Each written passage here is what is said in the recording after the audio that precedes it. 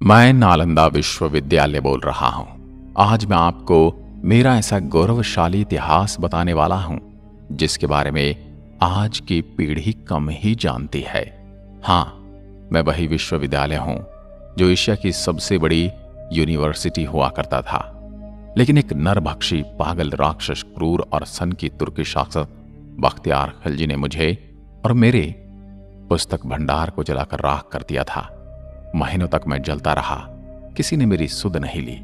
मैं सबसे पहले मुझे जलाने वाले के बारे में बताऊंगा, उसके बाद मेरी खोज कैसे हुई, उसके बाद मैं अपनी बनावट बताऊंगा, उसके बाद मैं आपको मेरी अलग अलग विशेषताओं से अवगत कराऊंगा, और सबसे पहले मैं नालंदा को क्यों तहस नहस किया गया वो बताता हूं। मेरी कहानी सुनोगे तो भारत के लाडलों, तो आपकी आंखें भी भीग जाएंगी। क्रंदन भरी आंखें और रुंधे हुए गले के साथ मैं आज सुनाता हूं मेरी कहानी।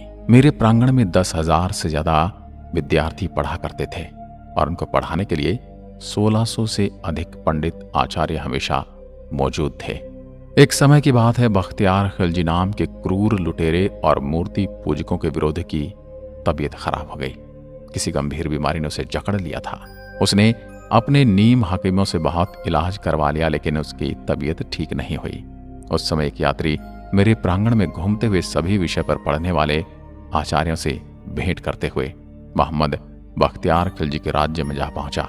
वहां उसे पता चला कि वो अभी बीमार है तो मिल नहीं सकता। उस यात्री के विशेष आग्रह पर बख्तियार खिलजी मिलने के लिए तैयार हुआ। यात्री ने मिलते ही बख्तियार खिलजी को सलाह दी कि विश्व प्रसिद्ध नालंदा विश्वविद्यालय में मेडिसिन विभाग के प्रमुख पंडित राहुल श्री बद्र जी आपका इलाज करके आपको ठीक कर सकते हैं। फिर क्या था, पंडित राहुल श्री बद्र जी से इलाज की इच्छा प्रकट की, लेकिन बख्तियार खिलजी ने एक शर्त रखी थी कि मैं किसी भी प्रकार की भारतीय पद्धति से बनाई गई दवा नहीं खाएगा, क्योंकि ये काफिरों के द्वारा बनाई गई है। फिर कुछ समय के बाद राहुल जी श्री बद्र ने कुरान की प्रति लेकर खिलजी के पास गए और ये सलाह दी कि प्रतिदिन कुरान की प्रतियां आप पढ़ेंगे तो आप ठीक हो जाओगे। ये मेरा दावा है।